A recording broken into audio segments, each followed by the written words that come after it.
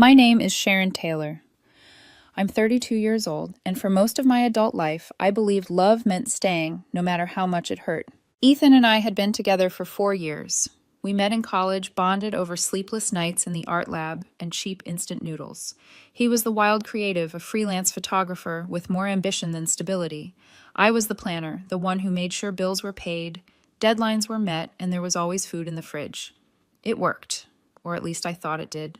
I remember the early days vividly, his laughter echoing through my tiny studio apartment, his camera dangling from his neck as he'd say, "You make even ordinary light look cinematic." I loved him for seeing magic in chaos, but maybe that's where it started, me mistaking chaos for passion. As the years passed, our lives found a rhythm. I worked in UX design, 9-to-5 stability, while he chased unpredictable gigs that somehow always ended with me covering rent. I told myself it was temporary. I told myself love was about patience. But around 6 months ago, something shifted. Ethan became glued to his phone, smiling at messages he didn't want me to see. He started coming home late, smelling faintly of someone else's perfume. I tried to brush it off as stress from new projects, but deep down, a quiet dread grew roots. Then one night it stopped being quiet. He was in the shower when a message lit up on his laptop, plain as daylight. "Jake last night was amazing. Can't wait for round 2. The words blurred. I didn't click, didn't scroll, didn't need to. My hands trembled, but my heart was calm, like it had been expecting this all along. When he came out of the bathroom, I was setting the dinner table, 2 bowls of pasta, cooling in the dim kitchen light. "Hey," he said, towel draped around his neck, hair damp. "Smells good." "Ethan," I started, my voice even. "Who's Jake?" His smile faltered. "What do you mean?" "I saw your messages." I met his eyes. He said last night was amazing. A long pause. Then that look. The half smirk he used when he thought he was smarter than everyone else. "Okay, first off," he said, sitting down, "this isn't what you think." "Then tell me what it is." He leaned back in his chair like a lecturer explaining philosophy to a naive student. "It's not cheating, Sharon. It's polyamory. You're just too possessive to understand." For a second, I thought he was joking. Then I saw the seriousness in his eyes, the arrogance. "Polyamory." I repeated slowly. "You're in a relationship with me, but sleeping with someone else, and I'm supposed to call it growth." He sighed. "It's not about sleeping with someone else. It's about connection. My therapist's been helping me explore my needs. Monogamy is restrictive. Jake and I have something natural. It doesn't take away from us, it expands love." "Expands," I echoed, tasting the word like poison. "And when were you planning to expand this conversation to include me?" "You wouldn't get it." He swirled his wine glass, not meeting my eyes. "You're still stuck in outdated ideas of love. True connection isn't ownership. And sneaking behind my back isn't honesty." He rolled his eyes.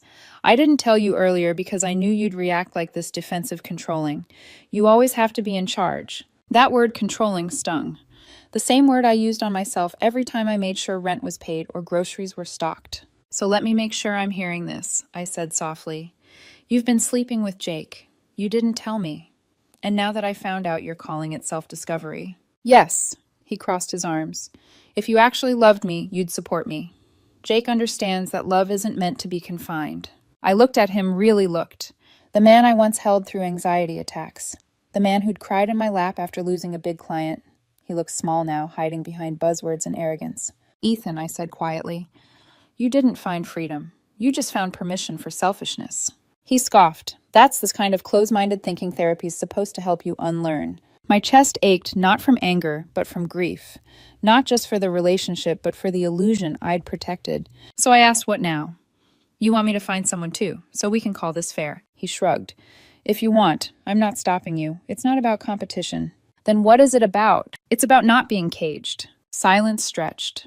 The sound of rain against the window filled the space between us. I nodded slowly. "Then I guess I'm not poly enough to stay." He blinked confused. "What?" I stood, picked up my untouched plate, and emptied it into the sink. My movements were calm, deliberate. "I'm done," I said simply. "You can explore all the freedom you want. Just don't expect me to stay here while you redefine betrayal as enlightenment." "Sharon, you're being dramatic." "No," I whispered, finally meeting his eyes. "I'm being free." I grabbed my coat from the hook by the door. No yelling, no slammed doors. Just the quiet sound of keys sliding off my ring. He stared, mouth open, words forming, but never landing. I opened the door, the hallway light spilling into the room, making his face look almost boyish. Wait, he said softly. That's it. You're not even going to fight for us. What's there to fight for? I asked. You've already chosen. And I walked out. No cinematic music, no final hug, just the hum of the elevator descending my heart heavy, but certain. Later that night, I wrote in my journal. He called it polyamory. I called it betrayal dressed as philosophy. He said I was too possessive. Maybe I was of my dignity. When the elevator doors opened, I stepped into the quiet lobby and felt the staler just sense of peace, like the air itself had been waiting for me to breathe it again. As I stepped into the street, the rain had stopped. The pavement still shimmered, reflecting the city lights. That night I didn't cry. I just whispered to myself. I didn't slam the door. I just closed it on the version of me who begged to be chosen. It's Stalerge how silence can feel heavier than shouting. The morning after I left Ethan, I woke up in a friend's guest room to the sound of traffic below. No arguments, no excuses, no half-asleep apologies.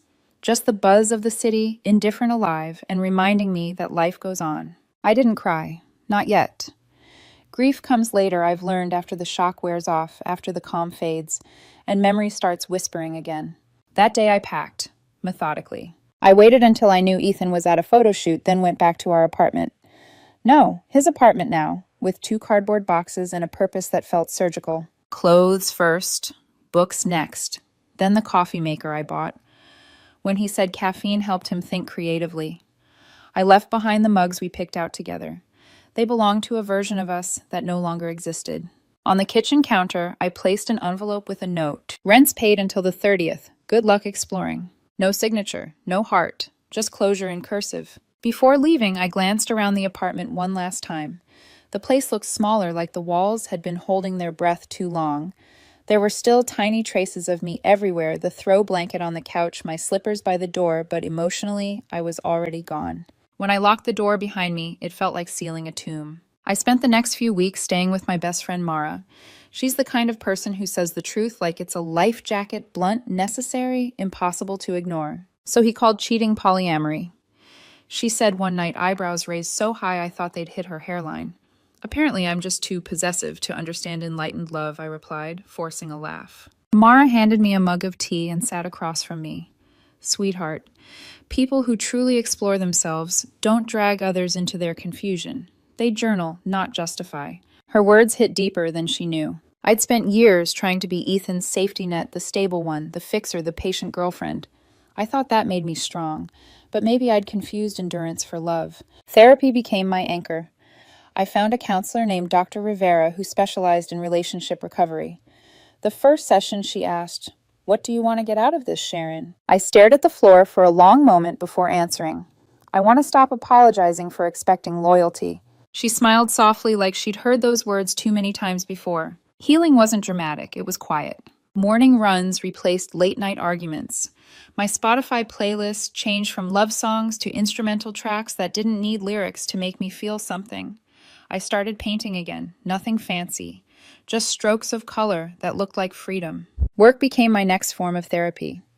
My team at the design firm had no idea what I was going through, but deadlines have a way of saving people who need structure. My boss, a kind woman named Clara, noticed my focus. "You've been on fire lately," she said during a meeting. Maybe I finally stopped trying to fix things that weren't broken, I joked. A week later, she offered me the promotion I once declined, the one that required moving to another branch. This time I said yes. I moved into a smaller but brighter apartment closer to downtown.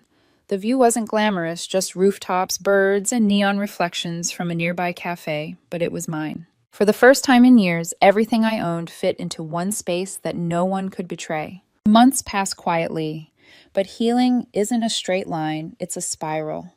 Sometimes you circle back to the same pain, just at a higher level.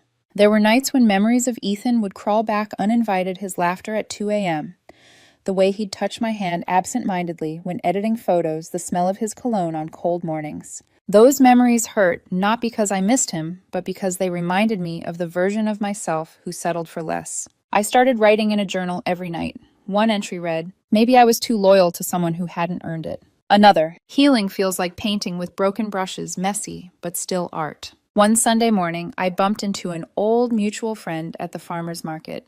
Her name was Claudia, one of Ethan's photography buddies. She hesitated before speaking. "Sharon, I wasn't sure if I should tell you, but..." Have you heard about Ethan? I froze, pretending to adjust my tote bag. No. Why? She lowered her voice. Jake, the guy he was with, dumped him. Apparently told people it was just fun and laughed when Ethan tried to make it serious. I felt something twist inside me, not joy, not pity, something in between. Claudia continued. He's been a mess. Lost a couple of clients, too. Keeps blaming everyone else. I nodded slowly. That sounds familiar. She winced. Sorry. I just thought you should know. Don't be, I said softly. Some lessons teach themselves. That night I lit a candle and sat by the window. The city buzzed below, tailorgers laughing, traffic humming, and I realized the world had kept moving even when mine had stopped. In the reflection on the glass, I didn't look like the same woman who'd begged Ethan to tell her the truth.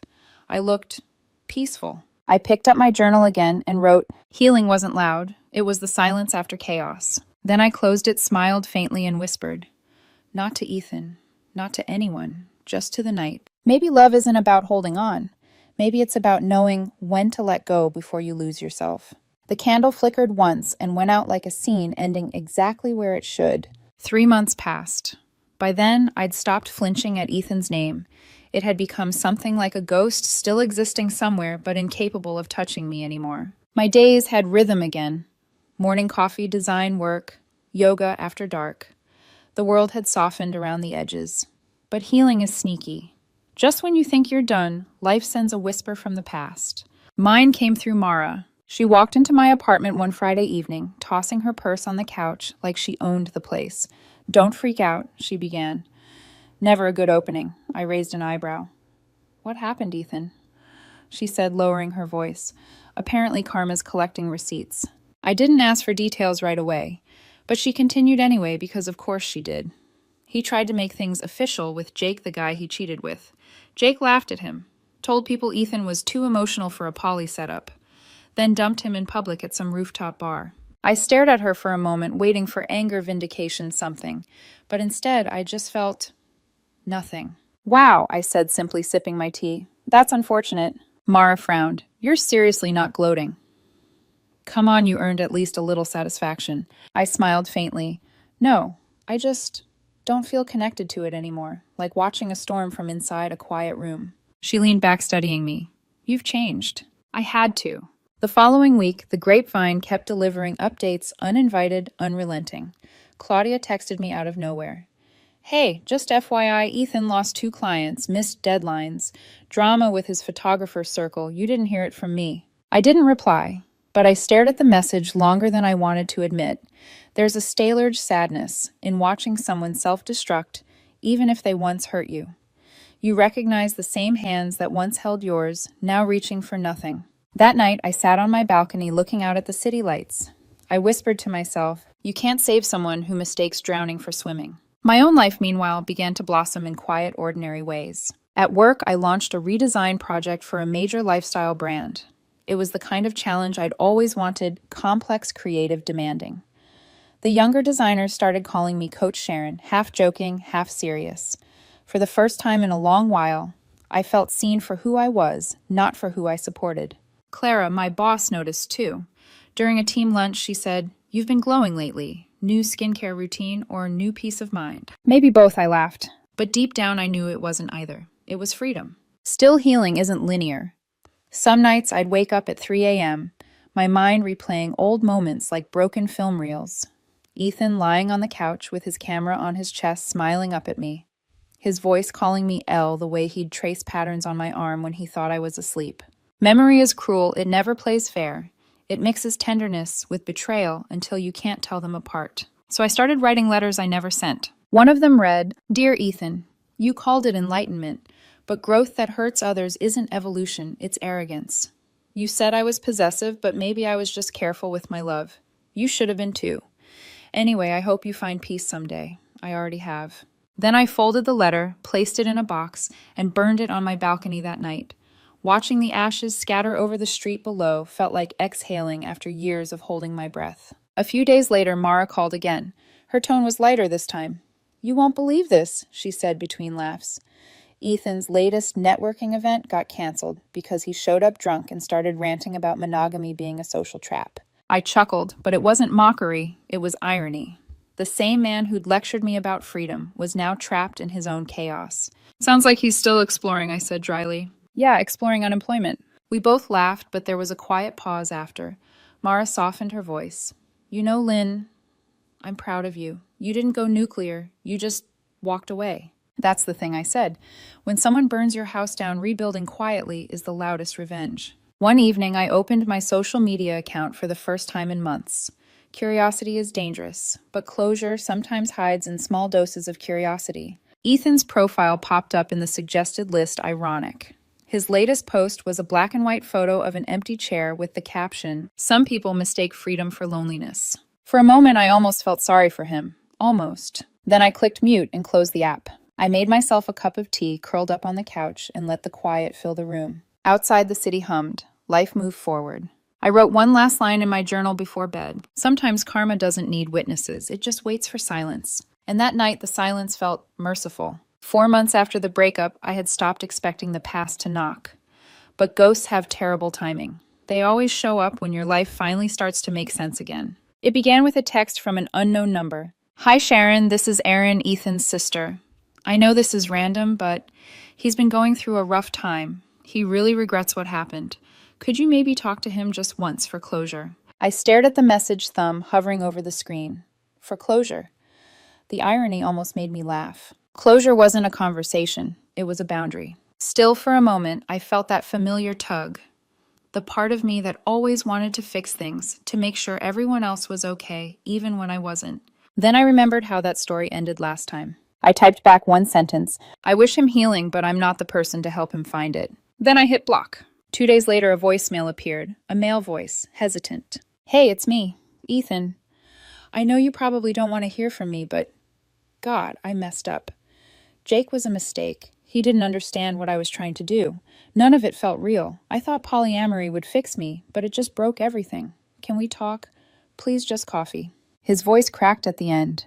Once upon a time, that crack would have shattered me. Now it just echoed. I listened twice, then deleted it. No reply, no explanation, just silence.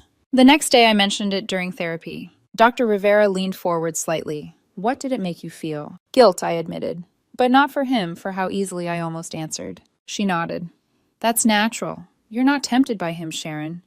You're tempted by closure. The brain confuses them. So what should I do? She smiled. Exactly what you're already doing. Protect your peace. Don't open a door you worked so hard to close. A week passed. Just as I started to believe the haunting had ended, it shifted shapes. This time it came in the form of an email from a name that made my stomach clench. Subject from Ethan's mom. Dear Sharon, I know this might be awkward, but I'm reaching out as a mother. Ethan has been struggling since you two split. He's not sleeping or eating. He talks about you constantly, saying you were the best thing that ever happened to him. I think he's finally realized what he lost. Please, if you can find it in your heart, just talk to him. I truly believe you were good for each other. Love deserves a second chance. Marianne. I sat back in my chair, staring at the screen. Love deserves a second chance. Did betrayal? I took a deep breath and typed my response carefully, each word deliberate. Dear Marianne, I appreciate your concern, but my chapter with Ethan is closed. I hope he finds healing, but that journey no longer includes me. Please don't contact me again about this. Respectfully, Sharon. Then I hit send, closed my laptop, and let the silence settle. That evening I met Mara for dinner. She could tell something was off the moment I sat down. Let me guess, she said, crossing her arms. He's back. Worse, I muttered. He sent his family. Her eyes widened. You're kidding. I wish I was. Mara exhaled, shaking her head. Classic manipulation move.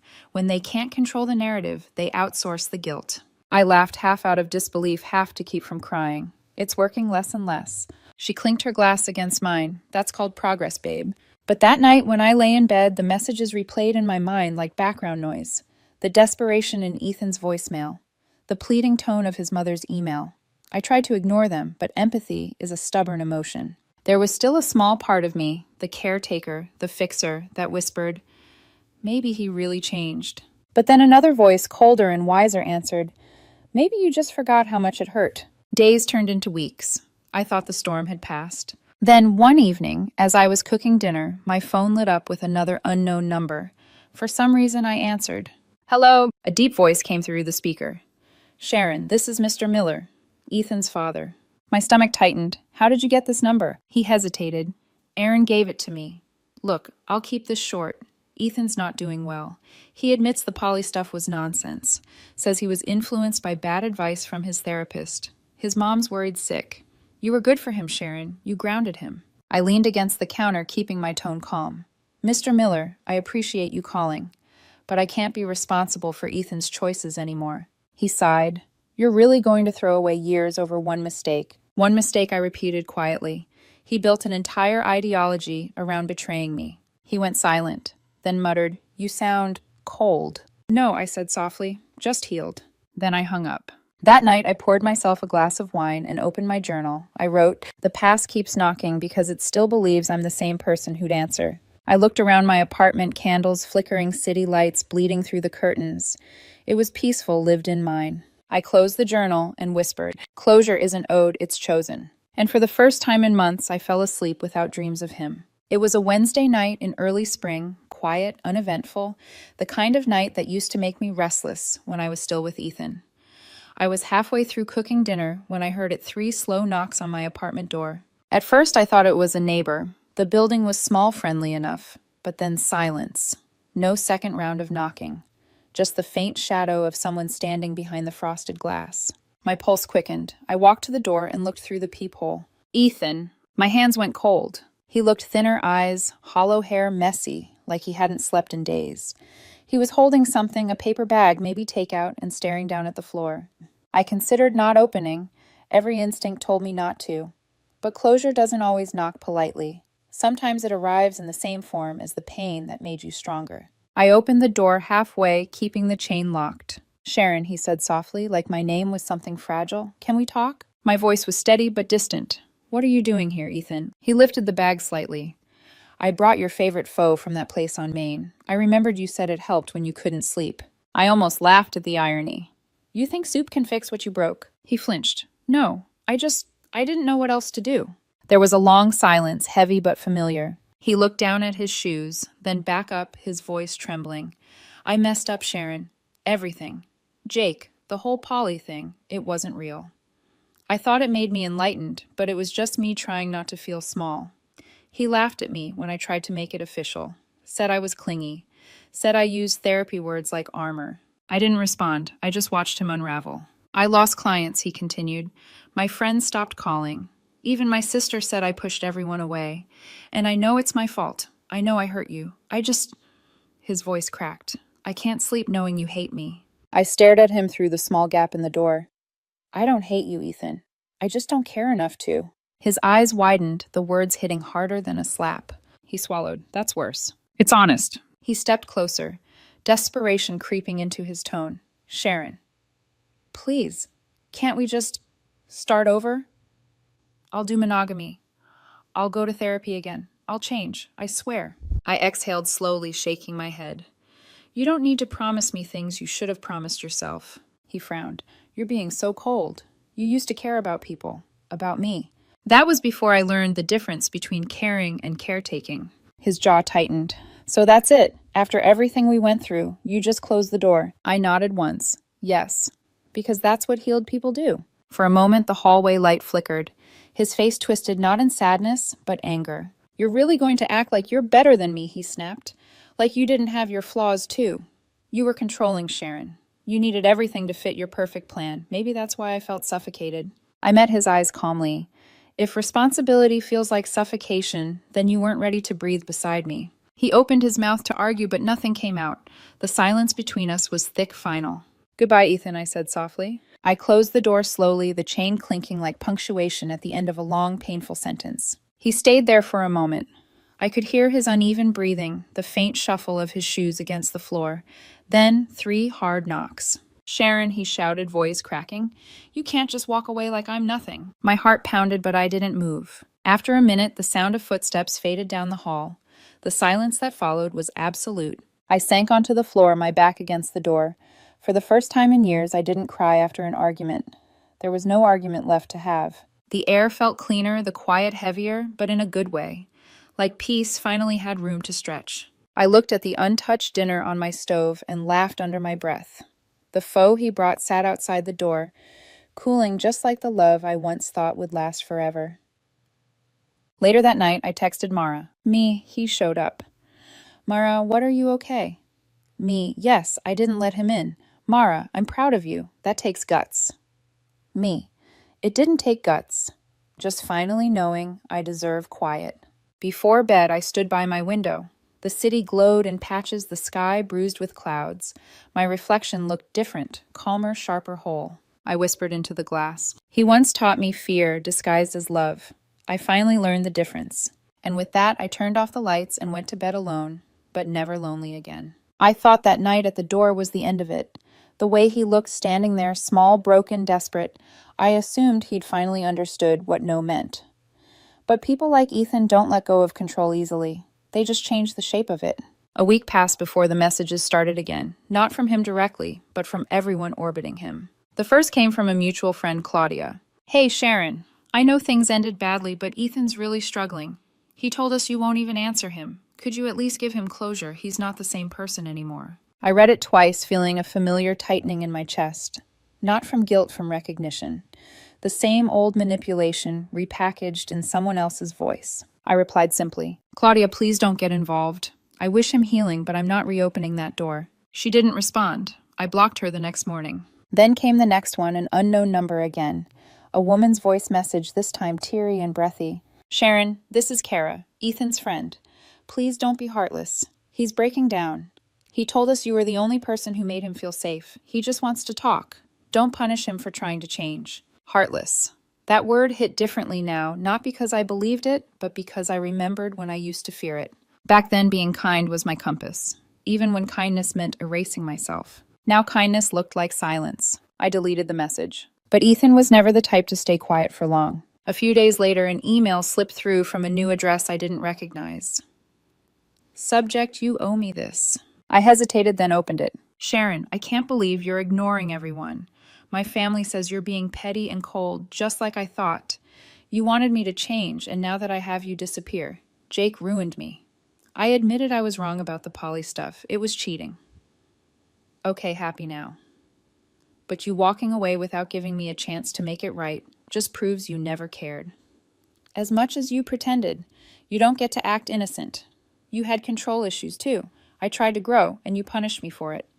If you don't reply, I'll come find you in person. This isn't over. I stared at the screen, feeling the temperature in my chest drop from anger to disgust. He hadn't changed. He'd just shifted from guilt to blame, from confession to threat. I forwarded the email to Dr. Rivera and my friend Thomas, who worked in legal. Thomas called me that evening. Sharon, he's escalating. You've got documentation, right? Everything I said. Messages, emails, even the voicemail. Good. Keep them. But don't reply again. Not once. Silence is your armor. His tone was calm but protective. It grounded me. That night, rain lashed the windows like something was trying to get in. I sat at my desk, the glow of my laptop lighting the room, and wrote in my journal.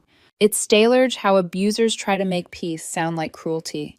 They mistake boundaries for revenge. Then I closed the notebook and exhaled a slow, steady release. The world outside rumbled thunder echoing against the glass. I whispered to myself. Sometimes peace sounds like blocked notifications. The next morning, I went about my routine like nothing happened. Brewed coffee, fed my plants, logged into work. I'd learned that healing wasn't dramatic. It was the act of living normally despite someone else's chaos. But the chaos didn't stop trying to reach me. Later that week, an email popped up from Marianne, again Ethan's mother. I almost deleted it immediately, but curiosity won for a split second. Subject, be the bigger person. Sharon, I'm disappointed. I thought you had compassion. Ethan is hurting, and you're just ignoring him. He says he's tried everything, and you've been cruel. Love requires forgiveness. Don't let pride ruin something special. I closed the email and whispered aloud, love didn't ruin it. He did. Then I deleted it. That weekend, I finally let Mara read everything, the emails, the messages, the guilt campaigns. She sat at my kitchen counter, scrolling through my phone with a disbelieving shake of her head. Sharon, this isn't closure he's after, she said. It's control. He's trying to rewrite the ending so he doesn't look like the villain. I leaned back, sipping tea. Then I'll let him write whatever story he needs to. I'm not a character in it anymore. She smiled, eyes softening. You're stronger than you know. I looked out the window. The city lights shimmered against the rain-soaked glass, and I realized how true that was. That night, another unknown number tried calling. I watched the screen flash vibrate and go dark. I didn't answer. Instead, I put my phone face down, turned off the lights, and let the sound of the storm fill the room. No guilt, no fear, just calm. For the first time since leaving Ethan, I didn't feel like I was running away. I felt like I had arrived. "You don't need to respond to prove you're strong," I wrote in my journal before bed. Silence is still a sentence, sometimes the most powerful one. And as I drifted to sleep, the rain slowed to a whisper, like even the world was learning to let go. 8 months after I walked out of Ethan's life, I stopped counting days. Healing had shifted from survival into habit mourning. Runs long hours at work dinners with friends that ended in laughter instead of tears. For the first time in years, peace felt normal. So when Mara invited me to her housewarming party, I didn't hesitate. "A few old faces will be there," she warned, but I didn't think much of it. The past felt too far away to matter. That night, the backyard glowed under strings of warm lights, the scent of grilled food and soft music wrapping around everyone. I was mid-conversation with some of Mara's coworkers when I saw him. Ethan. He was standing near the fence, clutching a drink, scanning the crowd like he didn't belong, which frankly, he didn't. His face was thinner, older somehow, like regret had been carving its signature into his skin. For a heartbeat, my stomach flipped. Then my brain caught up and calm settled in its place. He saw me and froze, then like a magnet started walking over. "Sharon," he said, voice soft but shaking. "Thank God you're here." I set my glass down carefully. "Ethan, can we talk, please? Just privately." "I don't think there's anything left to talk about." "Please," he repeated. "It won't take long." Mara caught my eye from across the yard. I gave her a small nod. "I've got this." He led me toward the fire pit, away from the chatter. The flickering flames painted shadows across his face. He looked both exhausted and desperate. "I've hit rock bottom," he began. "Jake was a user. He never cared about me. My friends left. My clients dropped me. I even moved back in with my parents for a while. Everything fell apart." I stayed silent. He took a shaky breath. "I've been in real therapy this time. Not that fake, self-justifying stuff. I know what I did. I used polyamory as an excuse to avoid intimacy. You were right. I see that now." I nodded once, still saying nothing. He stepped closer. "You were the only one who ever believed in me. I ruined it. I ruined us. I don't want to live like this anymore. Please, Sharon, I need you." I met his eyes calm and unwavering. "You don't need me, Ethan. You need accountability." He blinked confused. "What does that even mean?" "It means you're still talking about your pain, not the pain you caused. You want forgiveness without responsibility. That's not healing, that's convenience." His lips trembled, frustration bubbling beneath the surface. "I'm trying." "Okay," I admitted. "I was wrong. Isn't that what you wanted?" "What I wanted," I said slowly, "was honesty before you destroyed what we had. What I want now is peace. And I already have it." He exhaled hard, stepping back. "You've changed." "I had to," I said. "You taught me what happens when you don't." The conversation should have ended there. It would have if he hadn't glanced behind me and seen her. Sarah, a woman from my hiking group, standing near the table with a gentle smile, waving when she caught my eye. Ethan's expression twisted. "Who's that?" "A friend," he scoffed. "You mean your new version of me. Someone quieter, easier to manage." I turned fully toward him, my voice low. "Sarah doesn't need managing. She knows who she is. And so do I." He laughed bitterly. "Wow. So this is it? You get to move on. Look happy, while I get stuck paying for one mistake." "One," I said softly. "You didn't just cheat Ethan. You dismantled trust and then tried to rename the rubble. That wasn't a mistake, it was a choice." His jaw clenched. "You think you're better than me now." "No," I said, steady as the firelight. "I just stopped needing to be understood by people who confuse freedom with selfishness." He stared at me, eyes, wet lips, pressed tight, and for the first time I saw something behind the anger emptiness. "Fine," he said finally. "Be that way. But you'll regret this someday. No one else will ever care like I did." I smiled faintly. "You're right. No one else will ever make me forget myself the way you did." I turned and walked away, feeling the heat of the fire at my back and the cool wind on my face. Mara intercepted me halfway to the house, concern etched across her face. "You okay?" I nodded. "Better than okay." From the corner of my eye, I saw Ethan watching me, isolated in the crowd. The same crowd that had once sided with him. Now they avoided his gaze, the truth finally visible to everyone. Sarah approached quietly, handing me a drink. "You handled that gracefully." "Grace isn't for him," I said. "It's for me." We clinked glasses. Later that night, as I sat by the fire after everyone had gone, I watched the last embers die down, tiny sparks disappearing into the dark. 8 months ago, I thought losing him would break me. Now it just felt like shedding an old skin. I pulled out my phone and opened my notes app, a habit I'd kept from journaling, and typed. He called it evolution. I called it escape. In the end, only one of us learned to grow. I smiled, closed my phone, and let the night swallow the last traces of smoke. Thanks for watching, my voice would say, if this were the video. If you've ever chosen peace over chaos, hit subscribe. Tell me where you're watching from, and remember, sometimes closure isn't a conversation. It's a quiet goodbye.